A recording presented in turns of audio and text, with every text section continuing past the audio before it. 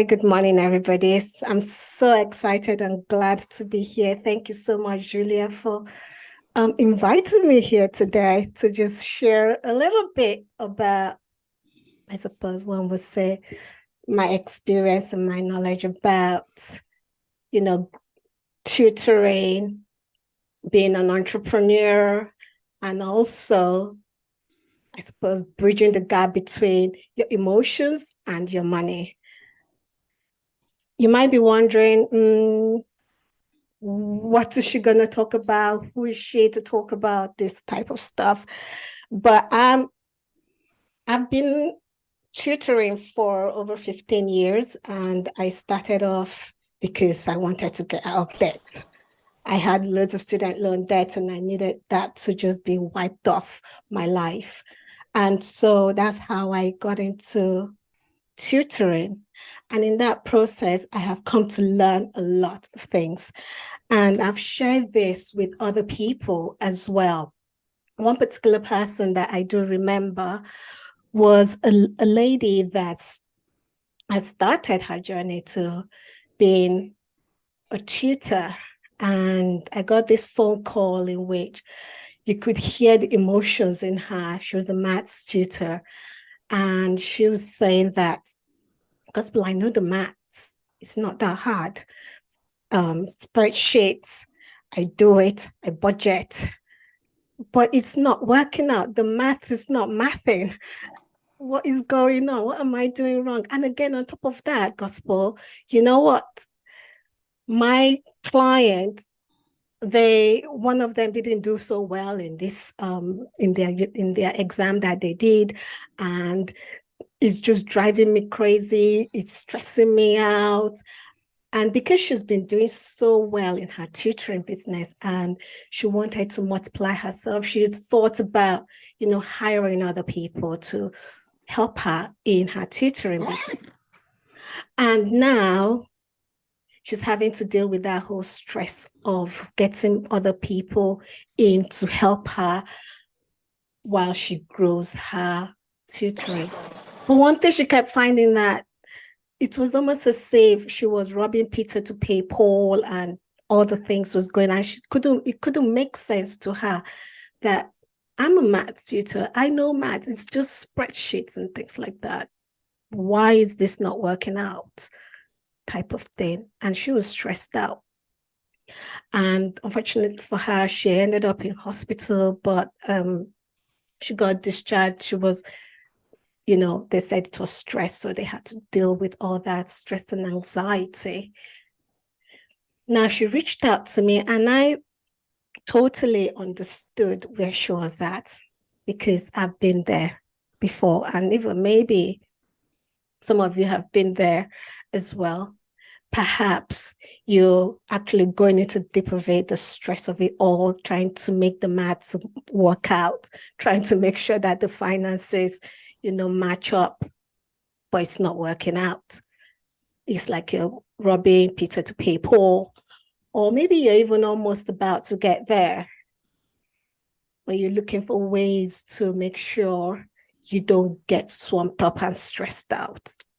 Or maybe it is that you've got everything sorted and everything is going smoothly, but you want to learn a little bit more about how your emotions plays a part in your finances. One thing that I normally like to say is money talks, but your feelings screams. And that's right.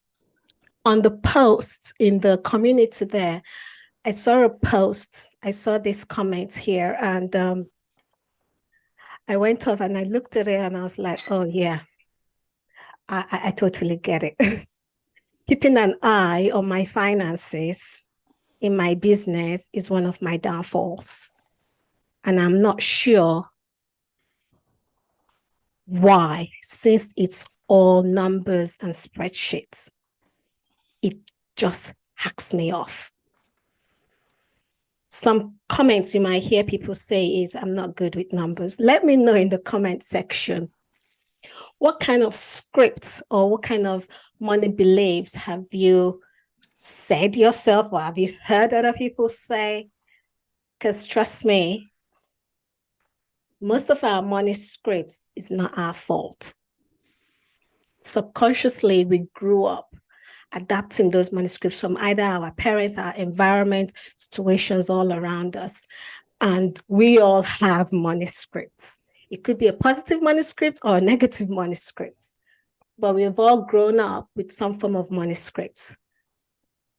And guess what? Your manuscript, if it's a negative manuscript, it can change. The emotions that you have about money, if it's a negative money emotions, it can change. All the things that I'm going to be sharing with you, it can be improved on. So what we'll be learning today, there are 7 things that I thought we will focus on. So understanding the emotional aspect of managing our finances when it comes to our business, recognizing our personal emotional triggers and things like that. I'll be looking in the chat section for your comments with regards to what your money scripts or money beliefs. You might hear me say money scripts, but it's also money beliefs. What they are, it would be so great if you can share that with me. And we'll also get to learn techniques for cultivating self-compassion. And especially when we are facing financial challenges, we'll gain confidence on handling our business finances, and we'll develop skills in budgeting and forecasting and cash flow management. And then we shall also aim to gain practical strategies for integrating our emotions, our emotional intelligence with our financial intelligence, financial skills that we'll develop. And then we'll also you also get to learn how to develop the ability to use your emotions, your emotional cues for improving your financial decision. I've got a workbook. So if you want that workbook to write notes and go through it, you can go to that website or use your phone and connect with the QR code. Let's hope it works. Last time I checked it, I think it worked. Now, I did say if you could share your money scripts. Let me have a look quickly at the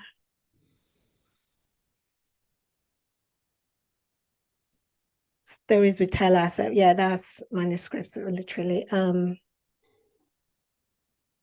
If you're checking the chat, I wanted to ask you, Gospel, Yeah. there seems to be some of your language that's based on your NLP training. Is that right? Yes, some of them will be based on NLP training, some other financial training that I've had.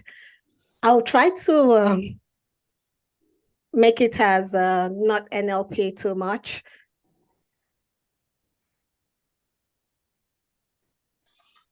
Okay. No, I think it's fantastic. I think it's really, really Okay. interesting. I'm in the middle of signing up for the workbook as well. All right. Okay, great. Okay, let's go. Let's go. Okay. So now, what are common challenges that you face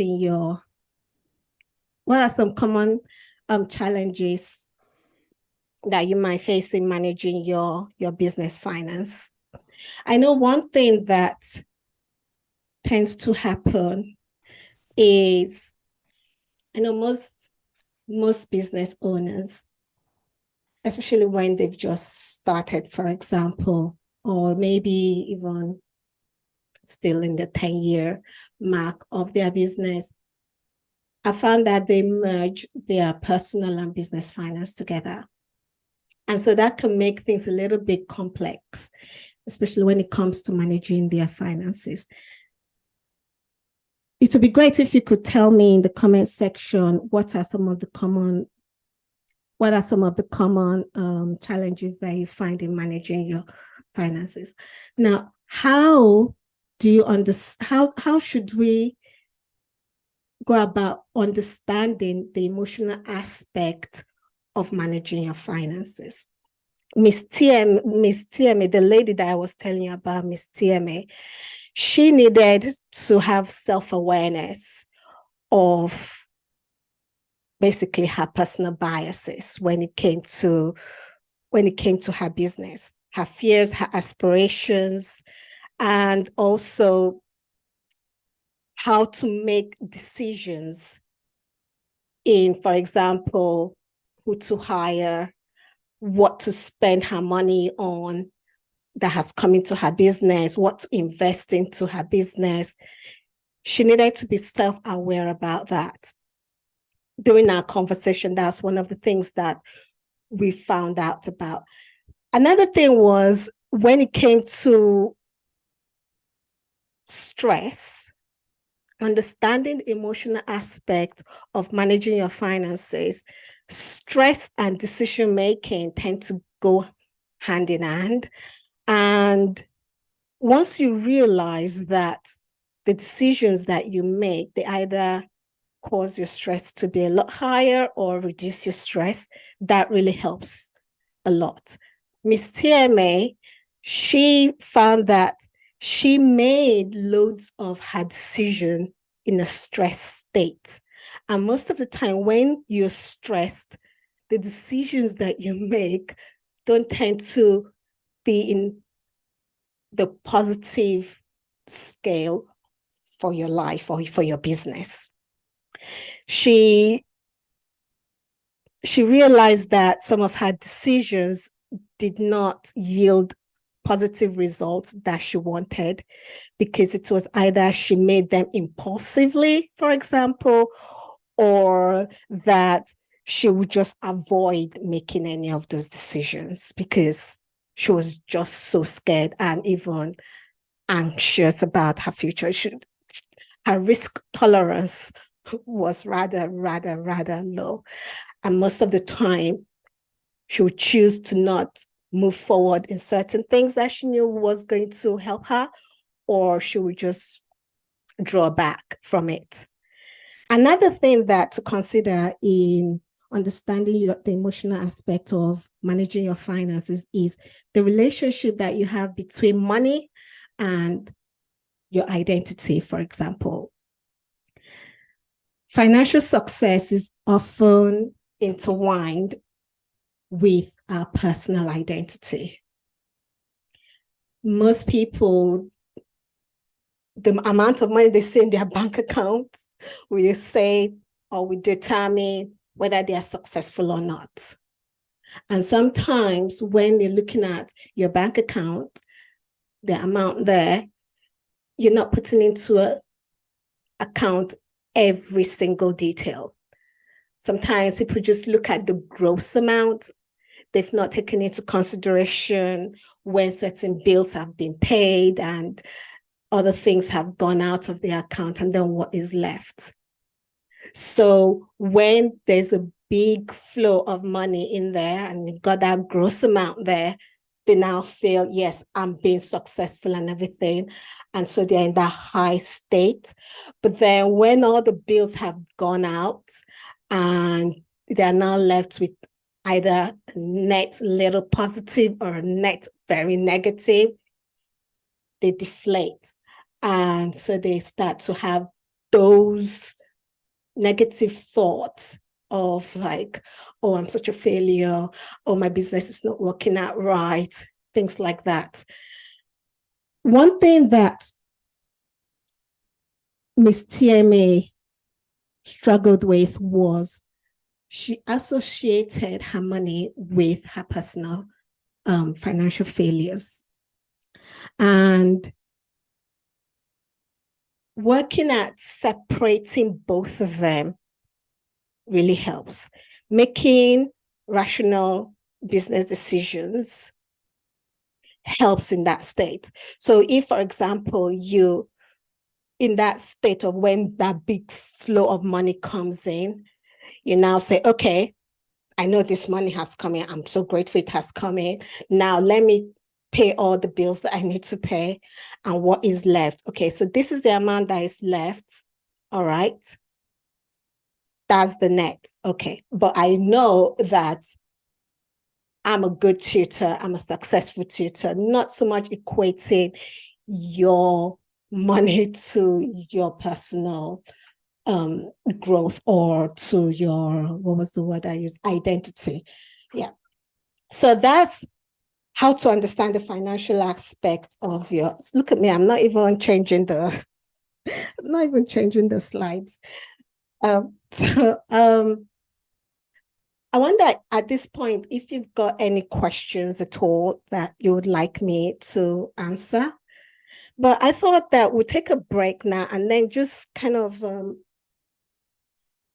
explore based on oops, it's not working. Oh, there we go. Based on what I have said, I know I said list down some of the common challenges. I'll look at the comment section now. Yeah. There's a really lovely point that Caroline just made, Gospel, about the when the new school year starts. So we know that tutoring is so seasonal. Yeah. And that we have these moments of like, it's supposed to happen, it's gonna happen, has it happened yet? And we're on tenterhooks to know whether or not our financial year is going to be successful based on what happens in those first few weeks of the school term. Yeah. Caroline, did I sum that up correctly? Yes, that's right. Yes, thanks. Yes, indeed. Rational decision. Yeah. Shane can be an issue. Yeah, that's right. That's one of the things that I found and then in the months where, so like from July till late August, for example, there's so much deflation because there's not of parents that want tutoring and things like that. So most tutors are having to make ends meet at that period, that 6 weeks or 8 week period. And so that can also affect their mental health sometimes. And it's one of those things. This is where we'll get to the part about budgeting. But thank you so much for sharing some of the challenges there. Now, how do we recognize um, how do we recognize our personal emotional triggers? Because knowing your personal emotional triggers can help you in, kind of understanding what you're going to do with your money, basically. So, for example, some common emotional triggers would be, so let's say things are going well, you've gotten that influx of money, maybe around the November, December kind of time, May time, got those influx of money. And then there's this new software or new platform that has come that is going to really skyrocket your business to the next level. And if you have low impulse behavior, you now choose to now buy that thing like that.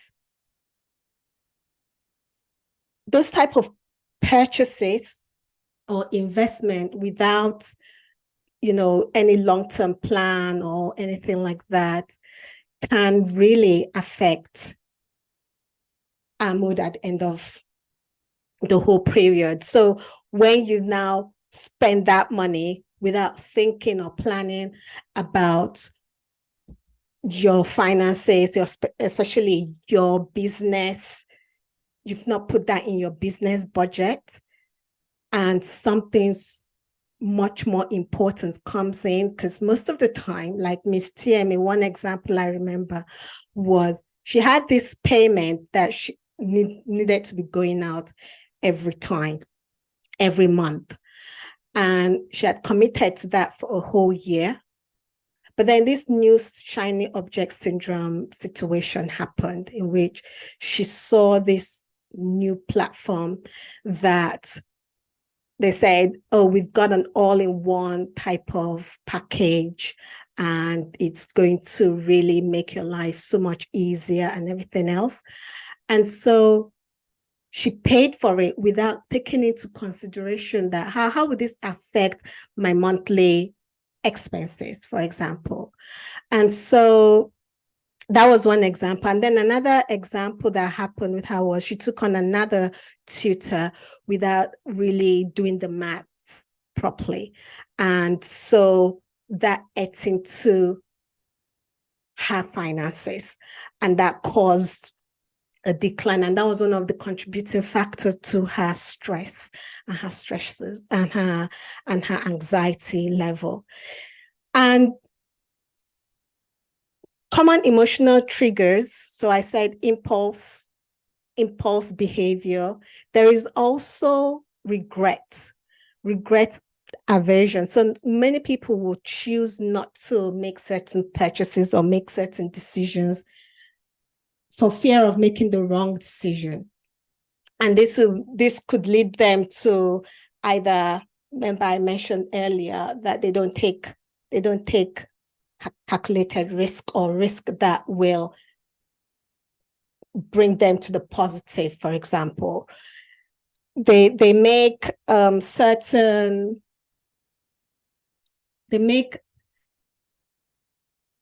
of they tend to just miss opportunities for growth. So they just don't do that, and then later on they start to regret why they didn't take that action at that time. And so it becomes a circle like that. The other common emotional triggers are like anxiety. So they are concerned about economic instability. Like now people are saying there's a recession, we're in a recession. What am I going to do? What is going to happen in the future? Parents are not booking sessions anymore. My clientele has reduced. They don't want to pay this amount of money, all the things. They are not paying money. My bills are increasing. They get anxious about that. So those are some common emotional triggers. I would love to know, if you're willing to, you can write it in your notebook. What are some of your common emotional triggers? Not making decision. Yeah, exactly. Not making decision is a decision. Parents are haggling more. That's right. Yeah, they are booking. Yeah, that's right. You know what? Totally. It's so interesting, Caroline, that you say that, because as a mum who's relying on tutors to support my own kids at the moment, that's exactly what I'm doing. Yeah. It's Yeah. so fascinating to me that you point that out. Yeah. I've got to eke out the intervention That's right. because everything is scarily expensive at the moment. Yeah. Yeah. That's right. And of course, parents are they want the tutoring, but they're frightened of the price. Yeah. So quite a couple of clients have talked me down in price a bit. And one of the clients has got one of my prices that I last charged in 2012. Caroline, is it you that mentioned earlier on that you give special prices to your friends and that makes Yes, that's right. Yes. right. Yeah. Yeah. So obviously I've got a real issue with this. Yeah. I wonder whether there are other, sorry, Gospel, I will pull back in a second, but there are models of using recorded content to supplement live, and there are, of course, group sessions that can increase hourly wages. It's almost like the parents are pushing for a adjustment from the one-to-one weekly session, and that maybe tutors should be thinking what that might. And honestly, I'm really amazed to hear you say that, because that's how I've been behaving this term. It's really, really overwhelming, and tutoring more necessary than ever, which is part of the problem, which is part of what's making parents uncomfortable. Yeah, and it's the first time I've really seen this phenomenon, Julia. This year's been really the first time people have actually been haggling. I think it's completely new, and I've been in tutoring now for 10 years. Isn't that amazing? Do they feel like they're more confident? Do they feel that they have more options, those parents, and that's why they're haggling? Or is it just we really want to work with you and we can't at this rate? Yes, it's the latter. Yeah. So you're still coming from a position of strength. Yes. Yeah. I used to have quite a lot of local authority assignments, and I'm not getting those because they're all broke. Yeah. I missed the last word there, MJ. What did you say? That because they've all? They're all broke. Haven't got much money. Yeah. The local authorities are broke. Yeah. Yeah. So, that would be a bonus. That would keep me going in the holidays, like you spoke about. What do you do with those? I'm sure I will get, I don't want 10 hours a week every week, but that's you get that for a few weeks and it's bonus money really. Um, What's and your preferred number of hours a week? What's your preferred number of hours a week? 10, but not only every few weeks. I've only got one space, I think, during the week. Otherwise, but during the day, I haven't got much. Gospel, we've gone off track. Take us back. No, that's okay, because all that you were talking about, it's completely and utterly what happens. And you know what? It kind of like happens in circles, because I know when I first started my business, the following year was when we had the whole big recession in which the housing market collapsed and all that stuff. So what tutors are experiencing now, I experienced it back then. And I had to think about what I needed to do to still serve the tutors, to still serve the children and their parents, and also bring in some income into my household. And like Julian, what you mentioned, one of the things that I'll say that I did was, this is when I started to make video content, a lot of video content, and I had it in a platform. And so I'll get the parents that, okay, you can subscribe to this one and the child can go through it. And if they need extra support, then they come and we meet one-to-one and pay for that. And it wasn't as expensive as the other bit that I was providing them. So I found that I think that was where my having a platform started from that kind of scenario in which I had this was before having courses became a thing. So I'll have courses in the platform and then get them there. Yeah. Yeah, there are definitely, yes. Yeah, that's right. So now let's try and recognize, how do you recognize your emotional triggers? Because impulse behavior might not be your emotional trigger. Risk aversion might not be yours. Being anxious, because I know there are some people that they are not anxious about money at all. So how do you recognize your one? One way to do that is through self-reflection. Could sit down and then I've got a scenario, different type of question that you can ask yourself, and you sit down, just reflect on your spending habits, your buying habits, how you get income in. Another way is to track your stress points. At what point do you get stressed?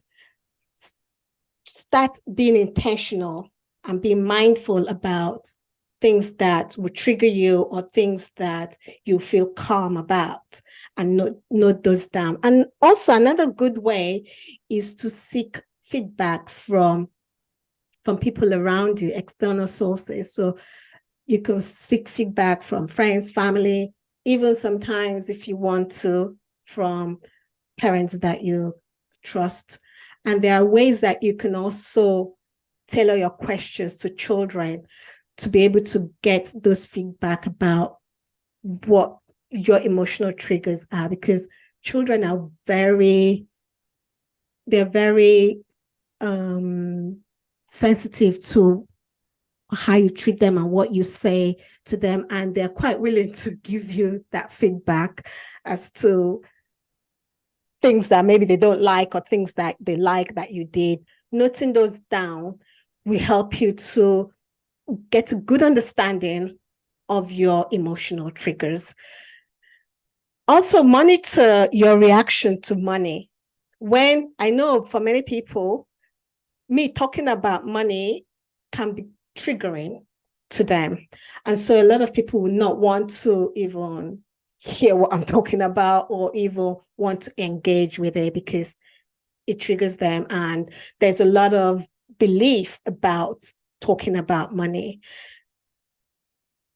If you're willing to, consider just sitting back and saying, where is that coming from? Because like I mentioned, you've got money script, you've got beliefs, and your beliefs, you weren't born with it. You grew up in it. And so finding out where that stems from is a good place to start. And you start to get a good understanding about yourself and your money beliefs. And then you start to know what actually triggers you. Evaluate your risk tolerance. And yeah, that will help as well. One thing that I thought I bring to mind is to be aware of these emotional triggers. The benefit of it is that you get to a place where you're able to make more rational and informed financial decisions. You develop strategies on managing the decisions that you're making, and you have clear financial goals. It also helps you to create, I'm going to say the B word, a budget. Because once you know, okay, am I an impulsive buyer? Do I have impulsive behavior? If I do, okay, now this is what I'm going to do. And then you have steps to do it. So for example, with Miss TMA, after she had made the decision to just hire somebody and get that new software, we now had to now start afresh and say, okay, you've made these decisions now. And we now know that one of your triggers is that you've got this shiny object syndrome, fear of missing out type of thing. Okay, that's fine. Let's work with that. But we want to work with that and not put you in the negative. So how do we do that? We'll make a budget. We'll find out, okay, this is the amount of money going out of your account, out of your business account every month. All right. Now, you know that this is the amount you've got to have in your bank account. Everything extra, you now budget for formal. You have a formal budget. You can name it whatever you want. You can name it shiny object syndrome budget. You have different, and then you put that aside. What that does is it gives you peace of mind, and it prevents you from being all shameful, regretful as to buying that thing impulsively, because now it's much more strategic. You're now more strategic in your buying, in your spending. You've got that money there. You're not going to start feeling guilt or get into a slump and be depressed or stressed out because you don't have enough money to do. There's an exercise I normally do with my clients in which we find out what their money script is, because there are 4 money scripts, and we find out that, and I work with them with their money script. The idea is not for me to now start bashing you because of your money script, but work with you with your money script, and we start to develop better habits that suits you personally. So I think maybe I will pause here and just have a quick look. So we've done the looking at your money scripts and also the understanding your financial, understanding your, what was the word I used it again? Oh yeah, your money script, and then understanding how the importance of your emotional triggers, why you need to know that. This part that I wanted to share with you, understanding the basic financial basis, is really regarding, I touched on it a bit, the budgeting part. And this bit is really sitting down and knowing what your income is, how much you're bringing in, how much your expenses are, and also your profit. I don't know if you've heard of Profit First. I teach a bit about Profit First, and I love it so much, the technique.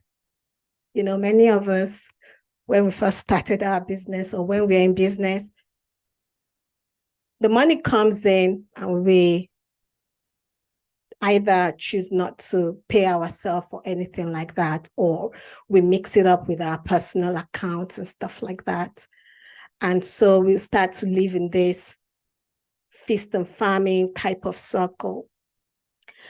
The beauty about Profit First, if you've not heard of it, is you think about your profit, and then you think about expense. So normally we do income, take away expenses, and then the profit is what we live on.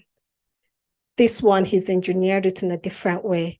Mark McCloskey, or whatever he calls himself. I can't really say it, Mike. You have your profit, then you have your income, and then your expenses.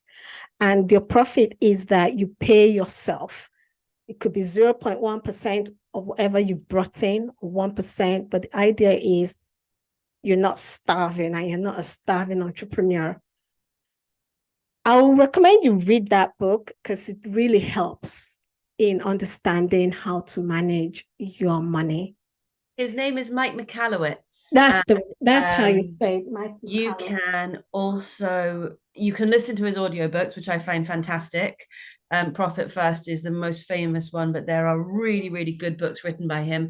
His messages to eradicate entrepreneurial poverty. Yeah, right, which right. is resonant. Yeah. So I think that's an awesome recommendation, Gospel. I've watched lots of videos from him over the years and done little short courses that I found very insightful and encouraging, I think. But the structure of Profit, awesome, Anna. The structure of Profit First is it's something that some people need help with. Yeah. I've never cracked it myself, and I know that there are consultants in every niche that actually focus on Profit First, because people who find it difficult continue to find it difficult even with this system, and they need support. Yeah. One thing I'll recommend you do is ask your accountant if they follow the Profit First model, because some accountants now, especially in the UK, are becoming more familiar with it and are implementing that for their clients. In my financial coaching bit, for those that are into the business, I implement it for them. We do it step by step, the basic way, because I'm not yet certified to be a Profit First consultant. So I cannot tell you all the things. But that method is great, and I really encourage you to get the hard copy book. yes, the audiobook is great, but the hard copy book, you get to see pictures.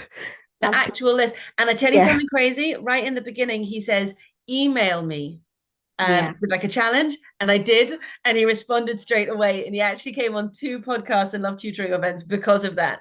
So he That's actually is lovely. on the other end of this, which I think is adorable. Yes, yes, it's really good. Follow him on LinkedIn as well.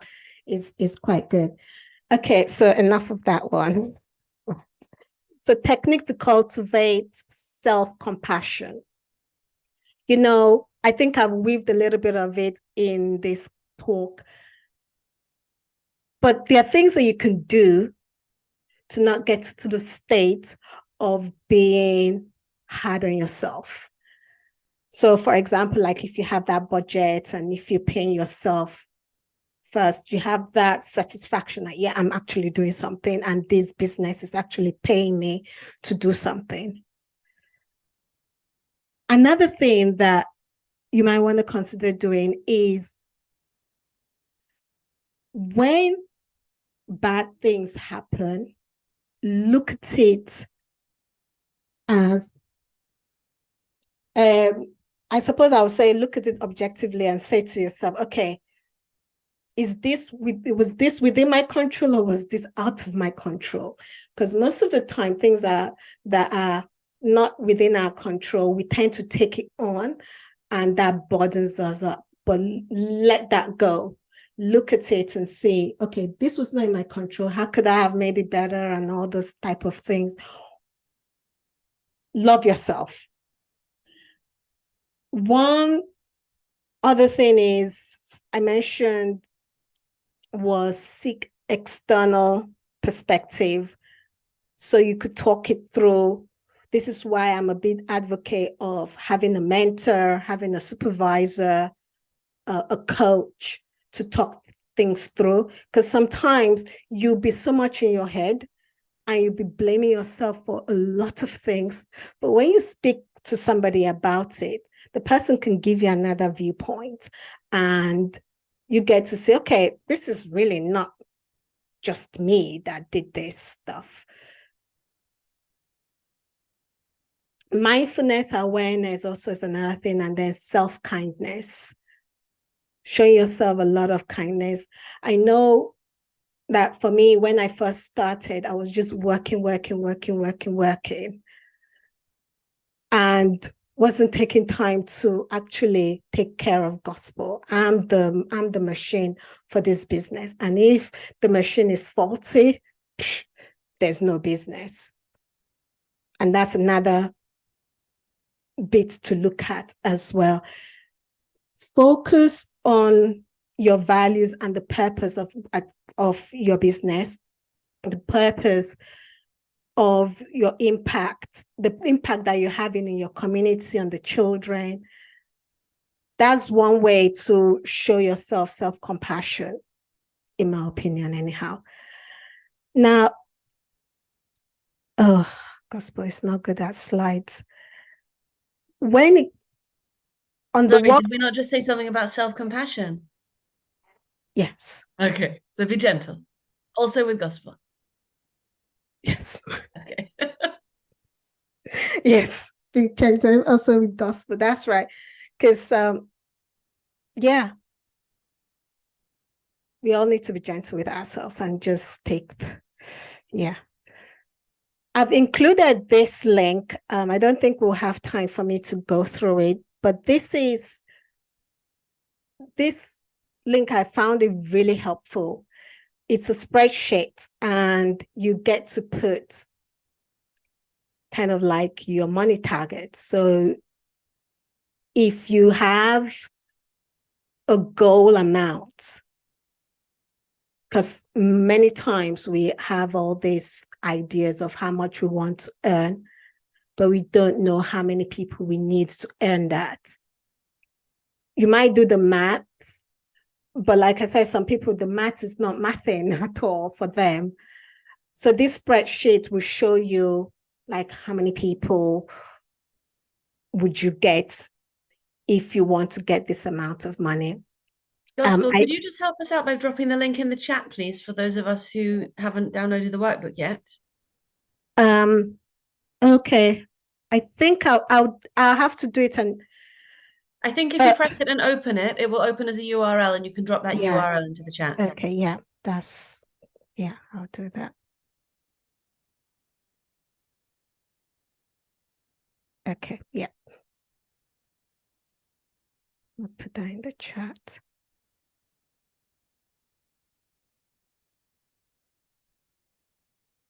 So yeah, so that is the link, and this normally helps with planning your money, how much you want to get. So if, for instance, I've given that amount there. So if, let's say, you want to earn in the next 12 months, 20,000 pounds, you know that weekly you need to be bringing in almost 390 pounds, and you work that. So how many people would you need for that to happen? So if you are selling it at 40, that's the amount total sales that you need. That's really what this is. So if you have a course, for example, and you put the course at £10, the amount of people that you would need in total, and then it breaks it down for you weekly, stuff like that. Yeah, it might help. It might help. Okay, so how do I get back to the thing now?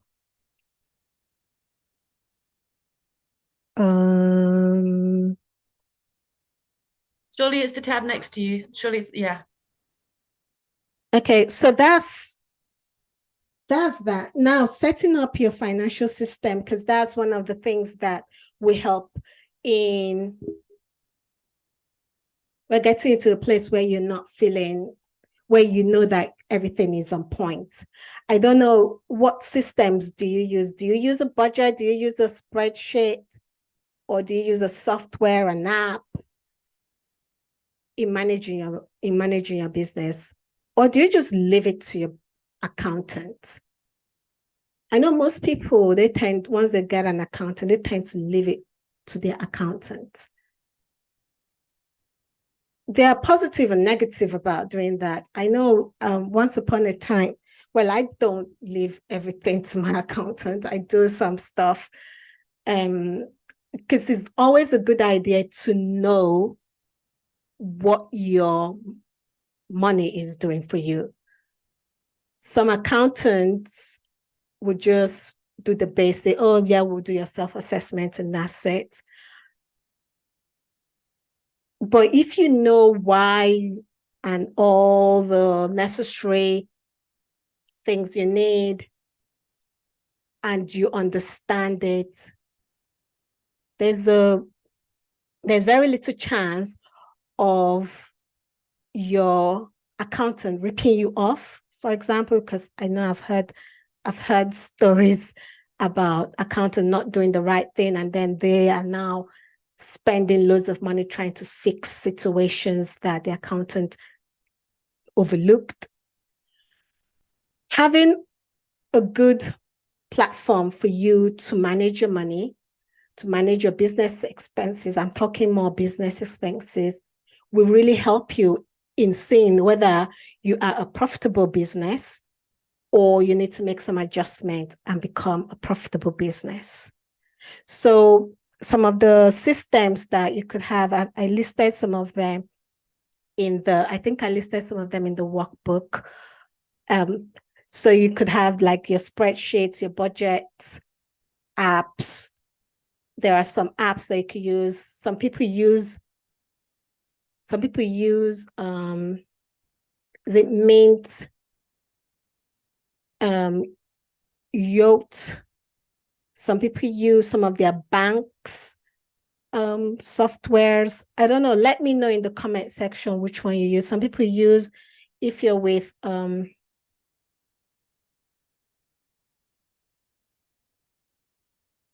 don't know if you've heard of Dave Ramsey. Have anybody heard of Dave Ramsey? Yeah, Dave Ramsey. I've heard of Dave Ramsey. If you've heard of Dave Ramsey, let me know. So Dave Ramsey, he is an American financial, where people say financial guru, but he has an app that you can use. In the UK, there is the Money Helper. They've got an app. They've got a software. Yeah, RamseySolutions.com. Money Helper. I'm one of their practitioners. So I can send a link, and then you can have some of the spreadsheets and things like that they use to help you. That one is more personal, not so much for your business, but really you can use it for your business as well, especially if you are a small business owner. There's QuickBook, there is QuickFile. All those ones are helpful. So far, I have managed. Yeah. Yeah. Yeah. Thanks, Anna. Yeah. Yeah. So when it comes to managing your business finances, I normally recommend and suggest to people to consider looking at their business finance. If they are still getting into knowing their business finance, they should look at it maybe every week, ideally. If you're like, oh, every week is too much for me, you could look at it on the 10th or the 25th of the month. Gospel, I'm sorry to interrupt you. We must finish on time. Yeah. So we have 4 minutes. So that's pretty much where I was gonna stop at. Yeah. I do once a year and it takes me 2 weeks. Yes, that's the thing. When you leave it for too long, it will take a lot longer for you to do it. Anyhow, turning your emotions into assets is by once you've recognized your emotional triggers and you understand your emotional triggers and also the benefits that understanding your emotional triggers can bring for you, then you can now start to now celebrate each step that you've taken, celebrate your small wins, practice the self-compassion, educate yourself, create a budget, seek support and advice. And yes, that too now, bridge that gap between your emotions and the numbers, your money. So I know I didn't do 2 of this, but I try to weave them into the rest of my talk. But I hope this has been helpful. I've helped you to increase your awareness of your emotions when it comes to managing your money and also improving your self-compassion, helping you to improve that, and then giving you some tools that you can, implement into how you build how you manage your finances and also have an emotional intelligence of your money. And thank you so much for listening. And thank you so much, Julia, for giving me the opportunity to share with your community.